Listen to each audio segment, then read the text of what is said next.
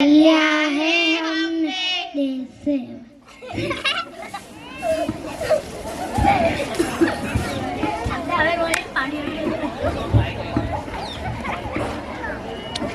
Mic नीचे मूकी दो।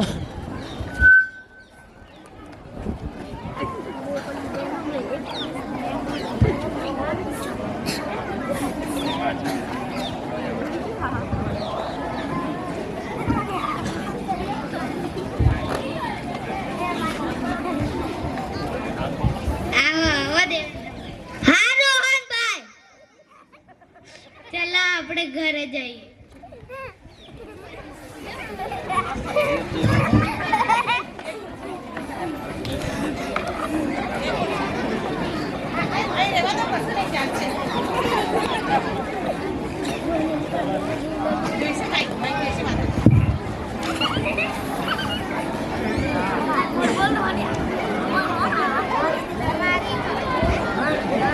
તમારી ઘણા દિવસ પછી મુલાકાત થઈ। તમારે તો આજે અમારા ઘરે ચા પાણી કરીને જવું પડશે। રોહનભાઈ, મારે આજે રામ નામનો ઉપવાસ છે। ના ના, તમારે તો ચા પાણી કરીને જવું પડશે। સારું રોહનભાઈ, તમે બેસો, હું હાથ ધોઈને આવું।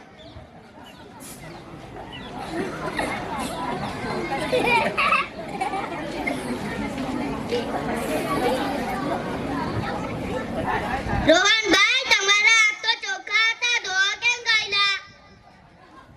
અમારા ગામના ડોક્ટર છે ને, હમણાં રોગ ચાલે છે ને, એટલે બહાર જઈને આવો ને ત્યારે હાથ ધોવા કીધેલા।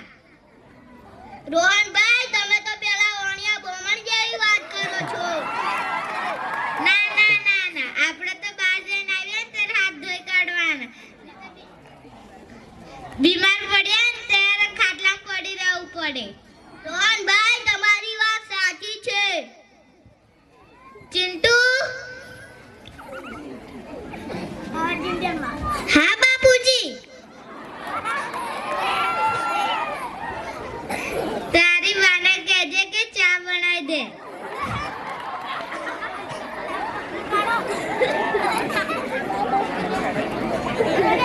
રોહનભાઈ, હું આવતો તો ત્યારે તમે ઘરના બાજુ ખાડો શાનો કરતા હતા?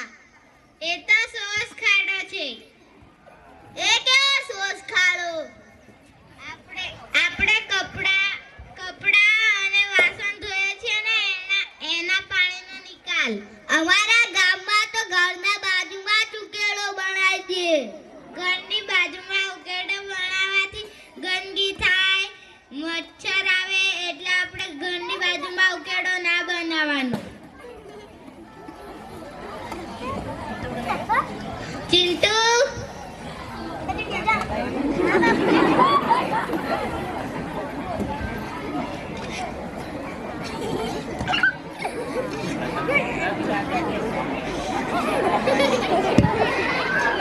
ચિંટુ, તારી બા કઈ?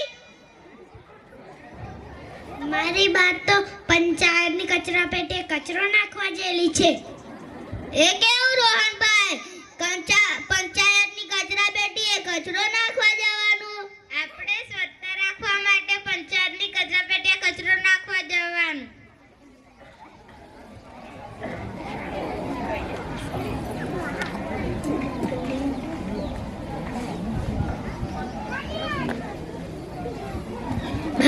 બાપુજી, અમારી બેને કવિતા શીખવાડી છે।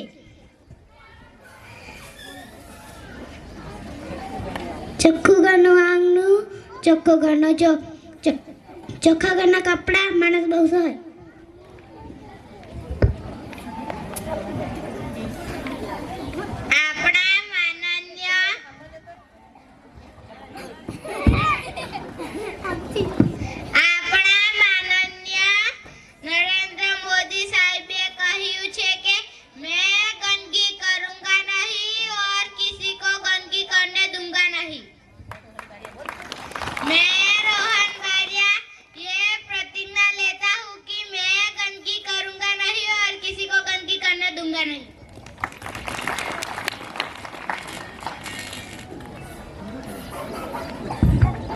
પૂરું। હાલો, ખૂબ સરસ।